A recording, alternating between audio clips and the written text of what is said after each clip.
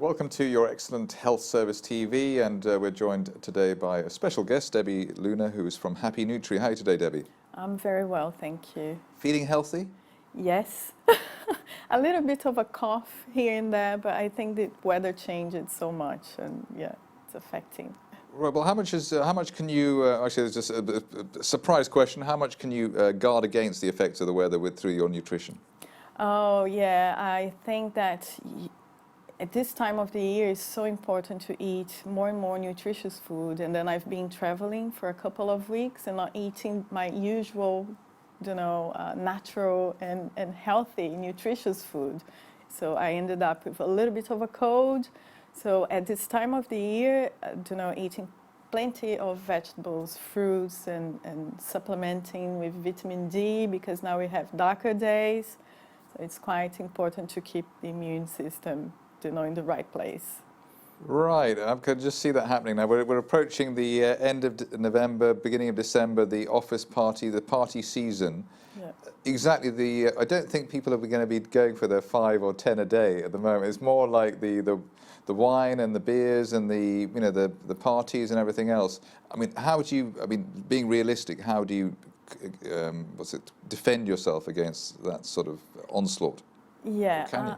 Yeah, I understand your question, and it's very interesting because at this time of the year it's really difficult to avoid all the processed foods and sugary foods, but at least try to put some fruits, vegetables, green leafy veg in your daily life to counteract a little bit with the excess of sugar and drinks and parties. We have to be realistic.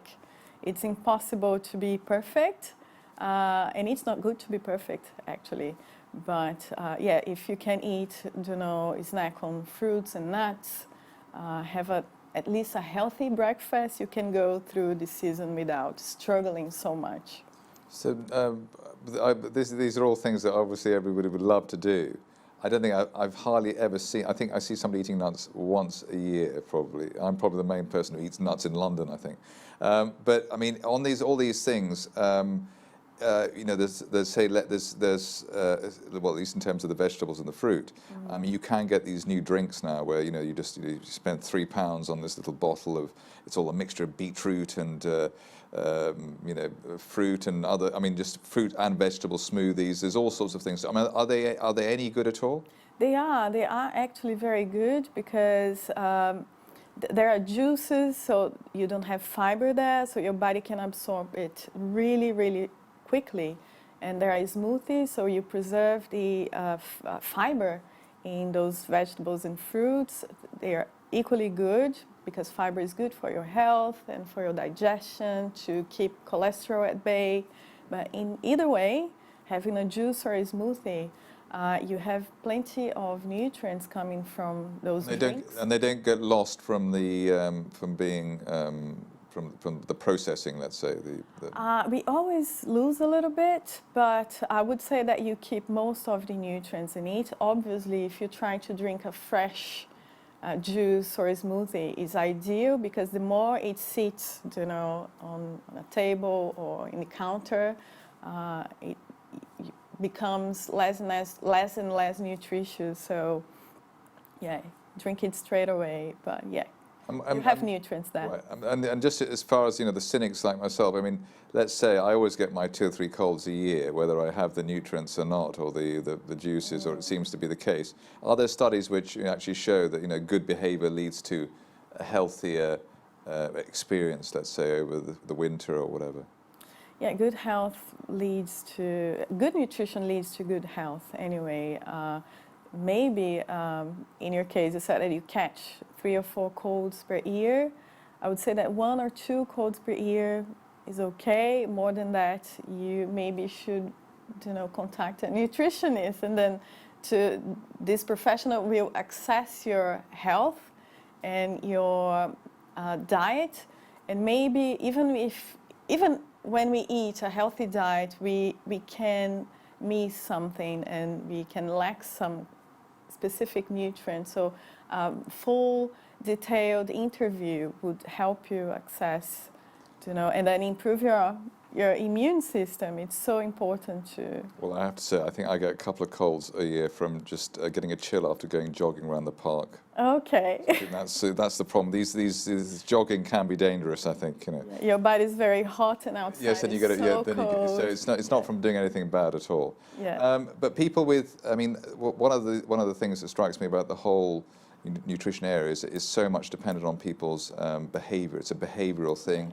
People get into a descending spiral of bad behaviors, bad lifestyle. You put on weight. You just gradually lose energy. Your desire to jog around the park diminishes, becomes like a spiral. Is nutrition one of the best ways of breaking that cycle? Yeah, I would say that nutrition with education and individual work and communities working together can break this pattern. So you saying that basically people are not having energy, they're not doing exercise, and they are eating very poor kind of diet, nutritionally speaking, poor diet. So we can talk about, for example, processed foods. They are cheap, they are produced in a large scale, that's why they're cheap, and people eat it. It's the basis of their diet. So Western diet is based on processed foods, and then we see people getting ill, they struggle, and then they don't have energy. So the beginning of every disease is low energy, headaches, if you're bloated, if you don't have focus, you don't have energy in general, and then at some point you have diseases because processed foods have no nutrients. The act of processing foods removes essential nutrients from food, and then people eat foods full of sugar, refined salt, bad quality fat, full of food enhancers, food coloring, and so on. So why did they put them in? I mean, it's actually there's there are lots of things like main courses that you buy where they shouldn't. I don't know. Say it's chili con carne or something like that. Why is there sugar in there? Oh yeah. Why is there should just be the meat, the beans, whatever it is, and that's probably the chips and the beans, because they're cooked with sauce, and then there's probably lots of sugar there. When you make it yourself, you don't put those things in. Why did they put them in? Because it enhances the flavor, and then it's very palatable. If you think about a combination of sugar, fat, and salt, it's very, very palatable. And then the food industry knows how to trick, the foods in a way that it becomes very palatable and then addictive, because the more you eat, the more you need it. So they lack nutrients, and people don't feel satiated, and then they eat more. They end up, gaining weight and becoming overweight, obese. And obesity is a problem because it's not a disease on its own. It's actually, there's an umbrella of diseases attached to obesity, such as diabetes, high blood pressure, high cholesterol, and just to name a few.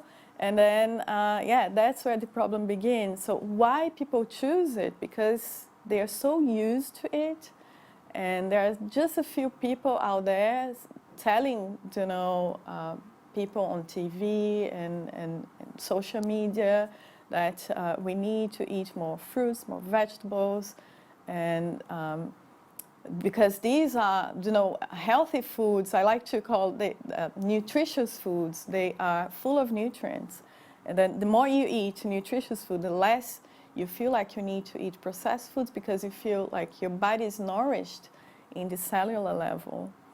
Yeah. Right. So, but the problem is somebody. I'm trying to avoid sugar at all costs. I hardly eat it. Good for you. The problem is that the whole foods are very expensive. Yeah. So you want to make yourself a salad. I mean, it's just becomes double or triple the price of a chili con carne ready meal. I completely understand. So shouldn't there be some action on this at a government level? Definitely, definitely. There are some people around, the world speaking out loud about, the importance of the governments around the globe to be more aware of the diseases and the problems that processed food is bringing to the population in general. But yeah, we need more people to talk about it, and if people stop little by little buying processed foods, so the food industry will have to change, and we need it. And the other thing is, it's a little bit more expensive, buying fresh foods actually, but in the end of the day, it costs a lot on your health and on the health system. If it's private or public, it costs a lot in the end of the day. Debbie Luna from Happy Nutri, thank you for coming in and speaking with us today. Thank you very much.